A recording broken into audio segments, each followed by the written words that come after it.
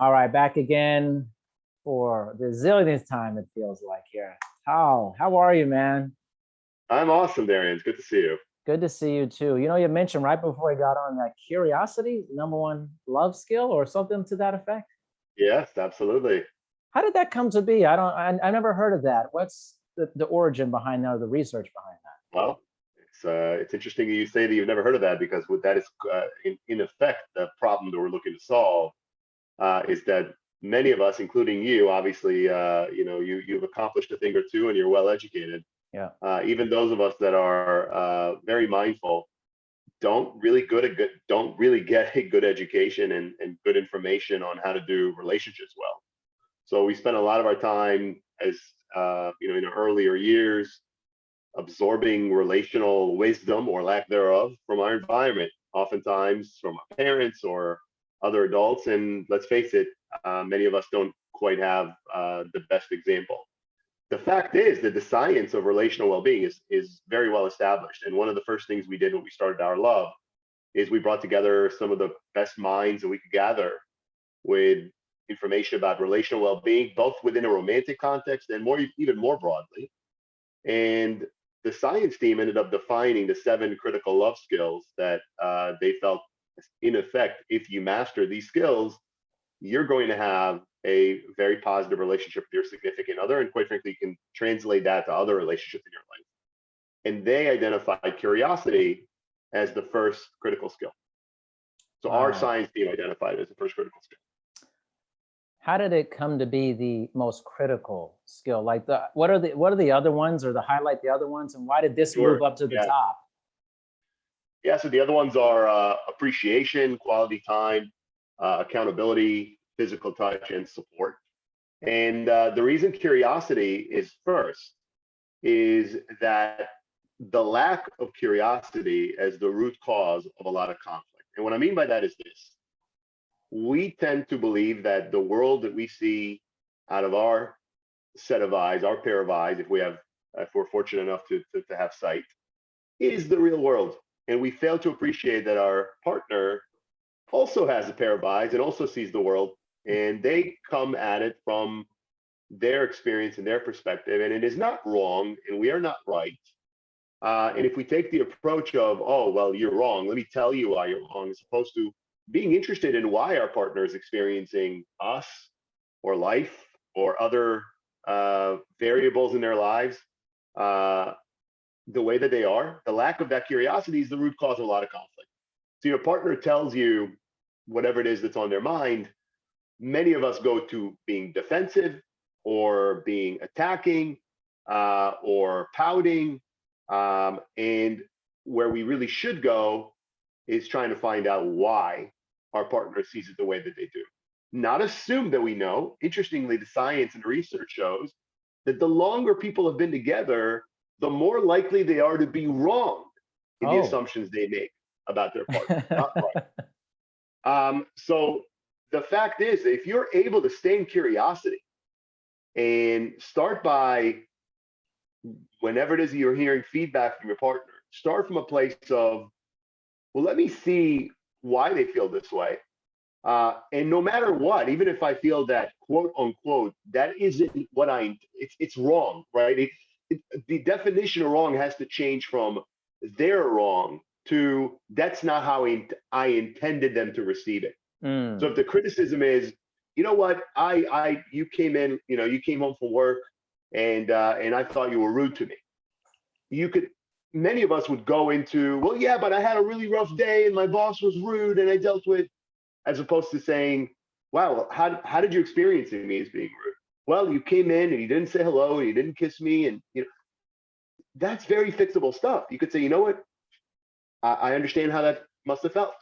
And, I had a rough day, but let me give you a hug and a kiss.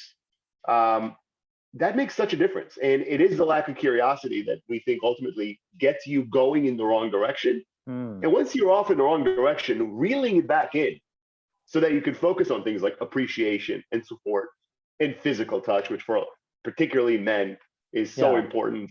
Not that it's not very important to women as well, but men tend to fixate on that and sort of move right past all the other variables that oftentimes are not Yeah. going as well, and are most likely why physical touch is not where the couple wants to Is there any data about how maybe curiosity is a stronger component in the beginning of relationships and that may wane over be. Mhm. time?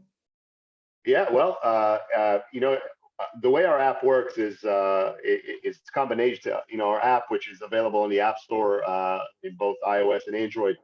The way our app works is we introduce. Well, it's a game, and there's a lot of fun Yeah. activities. But among the activities, if you're starting to work on a skill, and let's say that curiosity is the skill you're starting with, which is, by the way, what we recommend. The very first thing we show you is a short video. It's about 2.5 minutes long. We created it. It's fun and funny, and we're really proud of the quality of our videos. But it does start with the fact that in the early goings of most relationships, people tend to be very curious, right? Yes. Everything's interesting. Everything. Oh, well, yeah, everything's interesting. And then, unfortunately, because we don't learn that curiosity is not a transient skill within a relationship that you can just start with and then let it go, we tend to move on and fall into those traps that are oftentimes caused by lack of ongoing curiosity. Because the fact is, Darian, we are not the same person we were last month, let alone last year or 5 years ago or Most 10 years ago. definitely. We don't think the same way. We don't have the same experiences.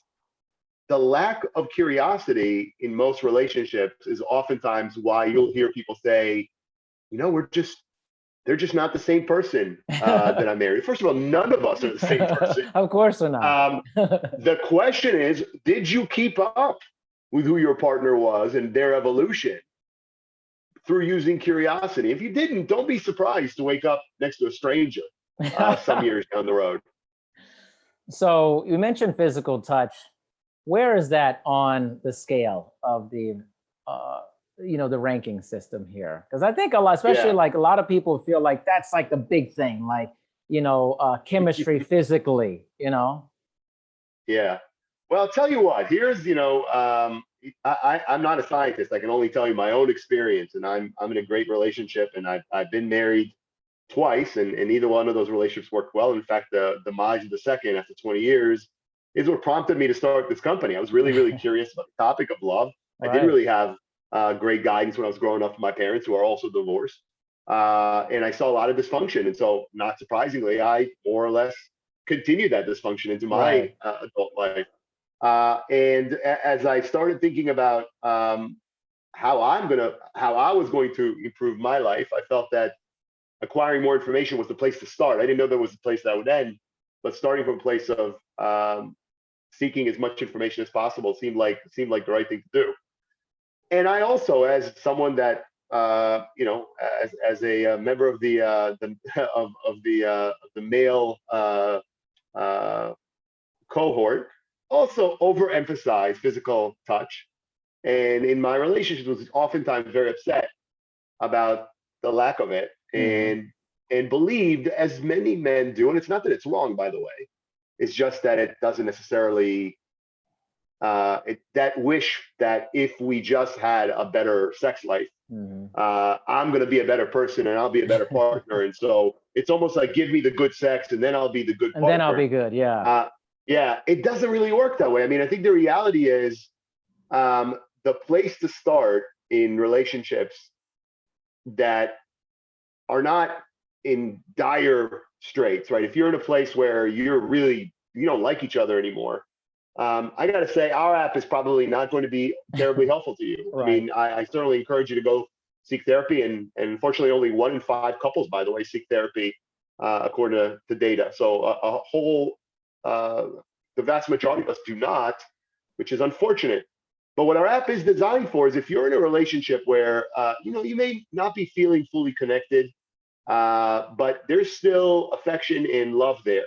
It just maybe is buried behind some cobwebs and some bad habits that both of you are prepared to try to break, or at least one of you is prepared to very actively try to improve upon.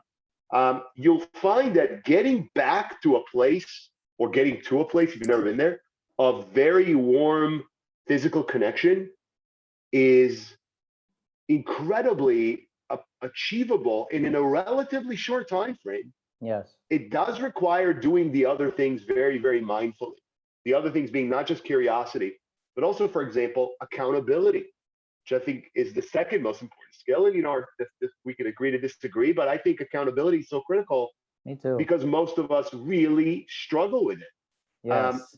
And for the most part, it's because most of us are well intended. We are not out there trying to make our partner miserable, or for the most part, any. And Right. so if circumstances cause us to be not our best selves, right? To behave in a way that doesn't represent who we are at our best.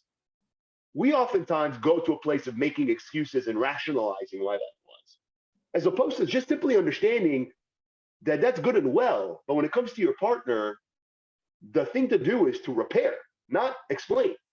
Your explanation, maybe the first time, and the second, and the third. But if you've been in a relationship and this is the 155th time that your bad day at work is why you yelled at the kids and kicked the dog, Yeah. I'm sorry, that's just not good enough. So your Yeah. options are either you learn to be accountable and say, you know what? Yes, I had the bad day at work, but when I walk in that door, not that many of us leave the house in that door, but you know what I mean? Yeah, I got it. When I walk in that door, I am not going to lean into excuses and allow myself to be anything but my best self just because.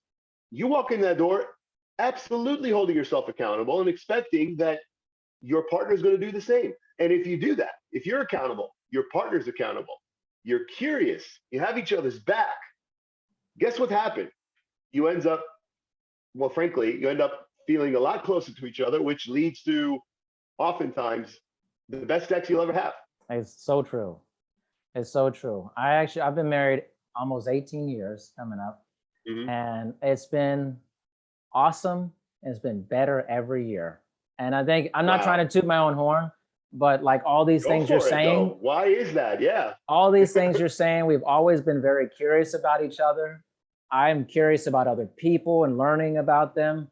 And like recently I got into gardening. And this is something I'm 40, gonna be 44 on Friday. My 22-year-old self would have said, there's no way you would ever be into anything like that. Ever. But I am not that person anymore. I have That's evolved right. and changed. And that is a activity my wife adores tremendously. And I Mm. just got more curious Mm. about it. And she all of a sudden was like, this is amazing. Like and anyways, we both do all that type of stuff together. We keep each other accountable. So when listening to this, I'm like, okay, I'm doing this. We're doing a lot of this stuff all the time. That's great. You're And right. you know what? You're very fortunate that the data, and I left off vulnerability. I want to get back to another skill. Yes. The Yeah. seventh is vulnerability. The data is pretty clear. And I think it's ultimately very encouraging for those of us who are in a relationship with someone who we think does love us and cares about us and is not dysfunctional to a place where Yeah. they're not able to understand and try to improve, right? So the good news is all of us are capable of substantially more love in our lives. And most of us are fortunate enough to be with someone who, given the proper support and given access to the vocabulary and the information, probably would meet us where we want to be met. Yeah. So that's the good news, right? Some of us are blessed to have almost fallen into a relationship with someone that is already there, either because they have those skills or they're just naturally predisposed to Yeah. good habits. Maybe they saw them at home, or maybe they're just, some of us are just like that. Yeah. Statistically, by the way, this will shock you. A study that came out at the end of 2019, it's even before COVID, that was released in Psychology Today, September edition of Psychology Today, concluded that only 10% of marriages are healthy and happy. So psychologically healthy and happy. The vast majority are not. Doesn't mean that they can't be, Mm-hmm. but they're not. And I think the reasons for that are the things we've discussed, plus the variable I left off at the beginning, which is vulnerability. Mm-hmm. So let's talk vulnerability, which if I may, because I Yes, think please. vulnerability is also often misunderstood, right? So vulnerability, in my personal experience, and I'm learning more about it every day as I walk hand in hand with a new partner into what I hope is a long future together, and I anticipate that that'll be the case. What I'm learning is that my ability to be my true self and share my true feelings without fear and without effectively scaring myself out of telling my partner my deepest truth has brought us closer together and made us far more in tune with one another. What ends up happening is we are we feel misunderstood, but in fact, we are not actually very transparent and direct about how we actually feel. So in effect, what's happening is we're not vulnerable, we hold back, and yet we expect our partner to somehow miraculously understand our true feelings, the ones Yes. that we are not exposing, and help us feel better, be better, etc. First of all, we all own our own behaviors. None of us have the right to expect our partner to lift us up, beyond supporting us, right? But if we're not going to be vulnerable, the possibility that we are going to achieve the outcomes we want are very close to zero. Yeah. And the combination of vulnerability and curiosity, by the way, is the most powerful combination, because if you're willing to be vulnerable and just open the door, even slightly, just ajar, just open it an inch, Yeah. and you're with a partner that's curious and that's going to approach that opening of the door with a lot of love and say, "Wow, that's really deep. That's touching something deep inside you. Tell me more about it. Tell me why you feel this way. How does when you feel this way, what sensations do you feel in your body? A lot of us carry sensations in our body, where and oftentimes in our chest, Yeah. or in our necks, right? So asking our partner how they physically are experiencing something, right? So there are all these ways that if you're curious and you have a vulnerable partner, my God, it's magical, It's magical. right? Yeah. It's definitely magical. So this is primarily for people who are in a relationship already. Is there an It is. application for this for people who are looking to get in a relationship and how they? I'd love to talk about that. It's a Yeah, well, the application is it starts as a single user experience, right? Okay. And we've identified so far that about a third of our users are using the app solo, right? So they've Okay. not brought in their partner yet, or maybe they don't have a partner, which is absolutely fine. I think our data is not everyone is. We're asking people to share information with us. I think about 10% of our users have actually identified that they are single.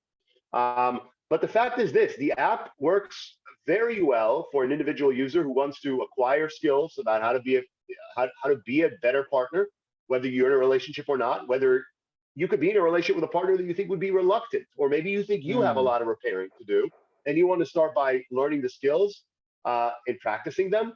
Our app would be a very supportive environment for that. So you don't have to have a partner, and even if you have one, you don't have to include them in the app, at least not out of the gate. You can always add them later.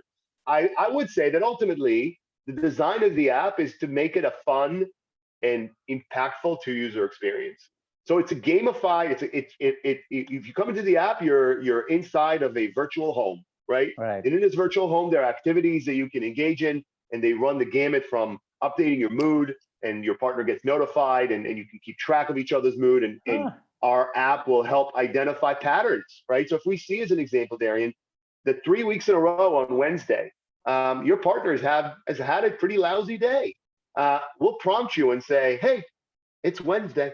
Last 3 weeks, your partner has had a pretty lousy day. What are you going to do to help them have a better one?" Right? So the combination of machine learning, artificial intelligence, wow. and fun is hugely impactful. And it's been look, we're not reinventing something. We are modernizing it, right? The ways Yes. to improve relationships have been understood and practiced, and there have been wonderful therapists. Not everyone is wonderful, but there are many wonderful therapists that have taught great skills to people.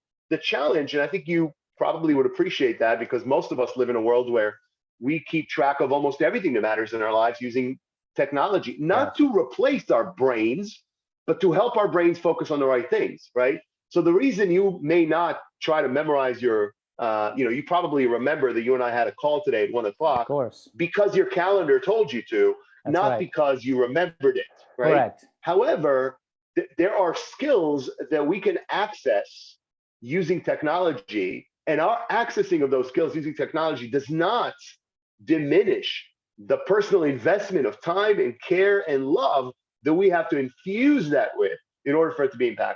So it is in our view a very, very powerful opportunity to leverage what technology does very, very well, which is help us stay organized, help us stay on track, help us see trends. Those things are going to jump out of the app at you because the app is designed to keep you aware of things that most of us lose track of. As an example, we talked about curiosity. Darian, you're in a great relationship, if I asked you to give me your curiosity score for your relationship and to guess your partners, and then give me your support score and your vulnerability score and your accountability scores and guess your partners, what do you think the odds are? And you, again, maybe you're in a great relationship, but what do you think the odds are in the general public that people are going to properly guess where they and their partner are, where they are and where they think their partner thinks they are? Well, you don't need to guess because our app gives you a real-time artificial intelligence supported score of your relational well-being across the 7 love skills. So you want to know how you're doing in curiosity? Download the app, answer a handful of questions, and you'll have your answer. And from that point forward, we'll let you know how you're trending. Are you moving in the right direction? Are you moving backwards? Are you moving sideways? Because we do think information is a lot of power. The more you know, if you're mindful and you're interested in doing it better, knowing where you stand is a critical first step. You know what's interesting is I've done so many of these episodes, podcasts, whether it's dating. I've talked a lot of dating app people. Now I'm talking to you as Our.Love. What is it about this time and our existence as humans that there is so much more information and data and research coming out about love and vulnerability and curiosity, where that did not seem to be a big emphasis even 10, 15 years ago? What is it about now that feels like that's different? Well, I think a lot of it has to do with the generation that's coming of age and is, increasingly taking control of the world. Millennials and Generation Z. Yeah. They were born into a world where technology was a dominant factor, right? I don't know about you. I'm a little bit older than you. Yeah. But when I went to college, the internet was just being invented. Yes. Yes. And I didn't have a cell phone until I think it was junior in college. I had a beeper. Same You remember here. those? I had a beeper, man. Right. That's crazy. So, we just lived in a very, very different world. And you know what? It was a bit of a slower world, maybe even a lot slower. Yeah. And we had different priorities. And I'm not gonna, I'm not one that looks back and says, oh, the good old days. There were certain things about the past that are worth preserving, and there are other things about the past where progress is for the better. And I think one of the things that we're seeing is we are increasingly less tolerant of toxicity, of abuse, of unhealthy behavior, of people putting themselves above others in ways that we think are unhealthy. And that's leading us to reflect on, well, what is it that we need to get better at in order to effectuate the kind of world that many of us want to live in, which is a world that's more fair and more just. At the same time, I think that there are certain elements of love that are always going to, be ephemeral and we're not going to be able to touch. The objective here is not to turn love into a connect the dots game, right? It's not that.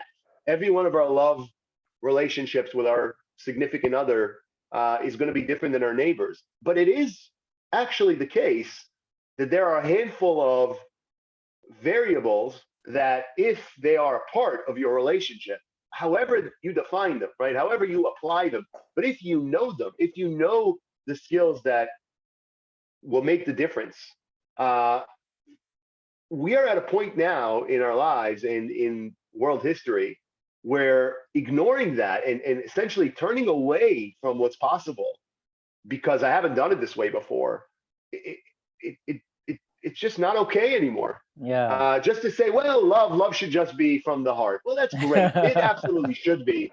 But Sure. on that basis, so should your diet. Oh well, I'll eat while I'll eat, and we'll see what happens, right? Yeah. How many of us live that way? How many of us live that way when it comes to exercise Sure. or work, right? I mean, many of us read up on the things that matter to our careers, and we're very curious about what's the latest and greatest. We have to have the same degree of curiosity, maybe even more so, about our personal lives and how to improve our personal lives. Yes. So I think what's changed is that the world's faster. We are less tolerant of things that are not okay, and we desire better. And technology is at a place now where it can facilitate a lot of those things. What's interesting is I think our connection is Lei Wang.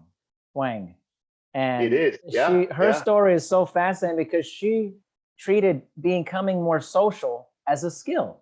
It's like I never was exposed to this growing up in China. If I want to climb and make friends, I got to learn how to make friends. And so often we treat these things like they're not skills a person can learn, like, oh, you're just shy or you're never going to like. But you can become, Hmm. it makes sense that if you can learn to do all these other skills, that love is also, while it is this thing that's maybe bigger than technology and things, it's still a skill also to learn how to be in love with somebody in a way as well, you know? Without a doubt, without a doubt. I mean, I could tell you that. I'm a little embarrassed to say that for the first, 47 years of my life, I didn't know that 7 words held so much power. And understanding the meaning of those words, right? Vocabulary is power, right? How do we Power. human beings convey information to each other? Through words, images as well, but through words, generally speaking, sounds. Um, so understanding the key words that represent, and if there are hundreds of them, thousands of them, I'd say, wow, yeah, that's a lot to ask people to master. Seven, seven, come on. Any one of us is capable of remembering and acting on 7 principles. And if I told you that doing that will bring you and the person you probably spend more time with, all joking aside about how we spend more time with our colleagues, the fact is we spend most of our time in our lives, whether we're awake or asleep, but we spend most of our time in our lives with our significant other. Yes. It's the relationship that's going to carry us when we're down, and has the potential to bring us down and Yeah. up. And so taking the time to pick up the skills that can make the difference between experiencing your relationship as something that empowers and strengthens and blesses you versus drags you down and Yeah. causes you suffering and causes you fatigue and pain. Man, is that even a close call? I can't imagine. I mean, if you're going to be in a relationship, my God, you owe it to yourself and your partner to do your very best and acquire the skills that put you in a position to be a better partner and be a better person. Last thing, I want to get an idea of kind of, we're speculating here. What's the future of love with all this technology and different ways to skill? How do you see people functioning and how they approach love as we grow in this ever increasing technological society? Yeah, what an awesome question, Darren. Thank you for asking it. Mhm. Um, I think love is going to increasingly be viewed as the one uniting thread in a world that's very disunited. Mm. If you look at whether it's the tragedy in the Ukraine, or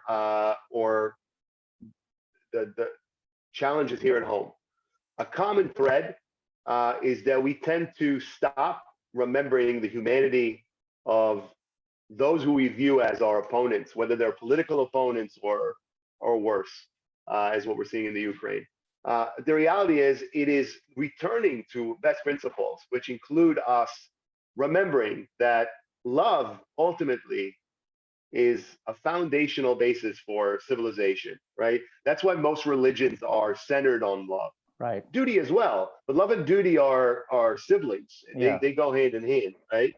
Um, I think that what we're going to see as we go forward is that we are going to lean into love in ways that maybe in the past seemed unthinkable, in Mm. ways that bring us closer to each other through the recognition that, if we don't find a way to return to some place of common ground, there is no good outcome, right? I mean, right.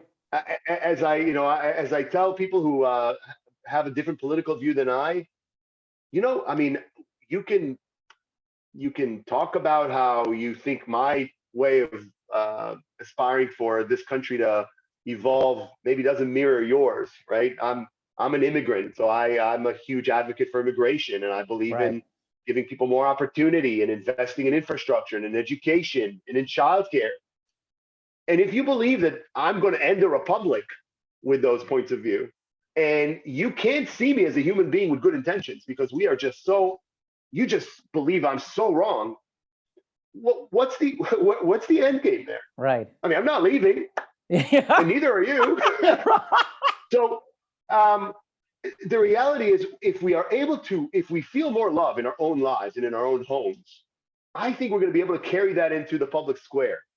And that, I believe, is ultimately what's going to resolve a lot of, well, resolve is maybe a strong word, but bring us back to center on some things where we are most definitely not centered right now. Yes. Wow. I mean, this app seems amazing. It really does. I can't wait to tell a lot of people, share it with so many people. Kyle, this has been amazing. I could tell you've talked about this a lot, but definitely I can tell you talked about, and it's amazing. Please tell everyone how they Thank can. you so much. Yes, how they can get the Yeah. app and connect. Well, I'll tell you learn. what. Sure. So join. I mean, I'll tell you, the app has been in the marketplace since Valentine's Day, so it's 9 weeks. We've grown over 1,100% in that time since the Wow. first week. So every single week, we're adding 2 or 3 times as many people as we added in our first week, and continuing to grow. So I want to thank the many, many people that have already leaned in and have told their friends about it and have downloaded the app. Please join us by downloading the app at either the iOS App Store, the Apple App Store, or Android. And you could just go to Our.Love. There's no .com. It's just Our.Love. That's our website. You can learn more about us. You can communicate with us, and you can click a link and find a download to the app. So come join us. We think we have a lot of, I think over the course of the next few months, we're going to be adding more exciting features to the app that we're really fired up about. But there's already a lot there, and we'd love to have more people support it. Wow, just amazing. By the way, there is a free, the app begins as a free version, and we're going to keep a very robust free version. And that's because my co-founder, Tanya Koppen-Fox, and I started this from a place of believing that democratizing access to relational well-being is a very, very, very important thing to do. The fact is, many of us, even if we're interested in doing better in our relationship, just can't afford even the copay of going to see a therapist, let alone do that week after week, pay another $80 or $100 out of pocket that we need for other things. Our app is free. We'd love support. If you're able to support us and purchase a subscription, they're a whopping $1.99 a month. Our goal obviously is to build a community of people, including non-subscribers and subscribers alike, who are using this app as a way to build a stronger relationship with their partner, and hopefully we'll build this better world that I think so many of us want to be in. Wow, man, this is great. I have a conversation with Lay was on my podcast, and we had such a great time. We're going to be chatting again, just off air. Love it. I have to give her major props for sending you my way. This is a great thing you're doing, Tal. Seriously, this is amazing. Truly. Thank you so much. I think I would be remiss if I didn't lean into the many, many wonderful and talented people that are part of this journey. I mentioned Tanya. We also have Dr. Richard Safir, who's the Chief Medical Director of Health and Wellbeing at Johns Hopkins. We have Dr. Jim Cohen from the University of Virginia, Dr. Leanne Campbell. These are amazing scientists, Dr. Larry McCullough. We've got amazing professionals and former military, General Leslie Smith, who was the Inspector General of the United States Army, a 3-star general, one of the highest ranking African Americans in the military, retired from the military a few months ago. He's one of our investors. He's on the board. He's very actively supporting. We've got people like Anthony Scaramucci, The Oh, Mooch is one Scaramucci. of our investors and supporter. Yeah. Love it. So it's a really eclectic and interesting group of people that share one strong view, which is that we've got to start building more bridges as Yeah. opposed to tearing them down. And love, man, love's the key to a lot Love's of the what we're key. looking to accomplish. Love is the Yeah. key. Thank you so much, Tal. I really My appreciate pleasure, you, Darian. man. Thanks for having me on. It's been a lot of fun talking to you today. You got it.